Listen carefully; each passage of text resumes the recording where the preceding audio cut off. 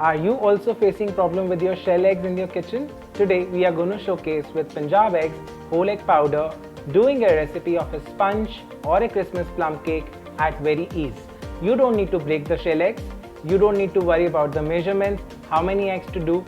It's straightforward, a Punjab eggs powder, going for it for our recipe for a sponge, for a cake and a plum cake. Step 1.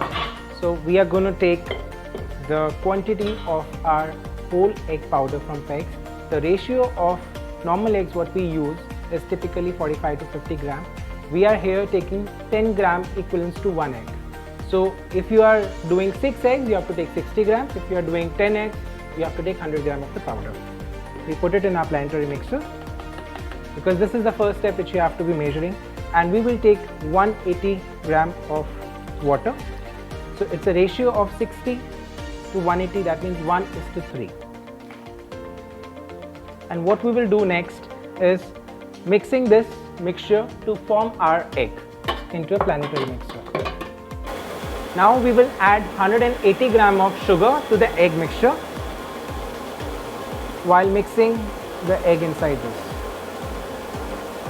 And we will use 118 ml of oil in the same.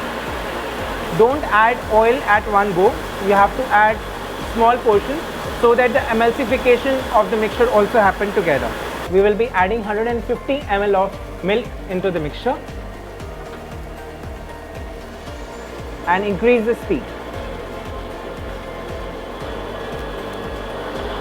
As we always say, preheating an oven is much more important before baking a cupcake or a cake or a sponge. So we will just go on convection and set the temperature for our oven before doing a baking. So it's going to go on booting. We set the convection, humidity is less, and we will fix it for 25 minutes. So our mixture is ready here. We will take it out. So this is our mixture which is ready with our sugar, oil, milk and water.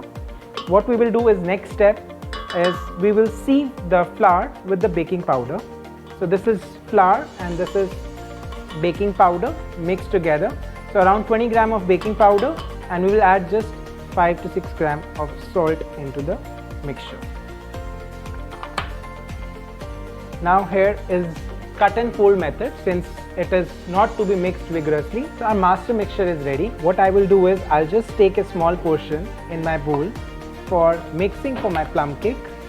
Since this mixture is common for doing both, we will take half of the mixture out for our plum cake, and what we will do is use our parchment paper for already doing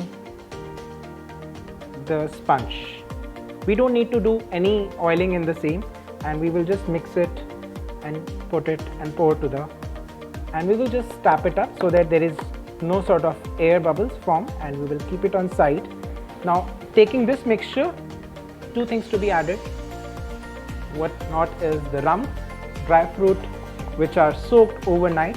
What you can do is you can also keep it for 15 days, 20 days at the time of Christmas. I'm not going to do too much of alcoholic, so I'm going to do it for 24 hours of raisins, nuts and almonds which we have soaked in the rum to be added to this mixture. We will add around 2 teaspoons of orange juice because it has to do with little curdle, and little bit of nutmeg powder to give that zesty and little spice touch to the plum cake. Baking tumbler, and here is our, again little tapping before baking for 25 minutes.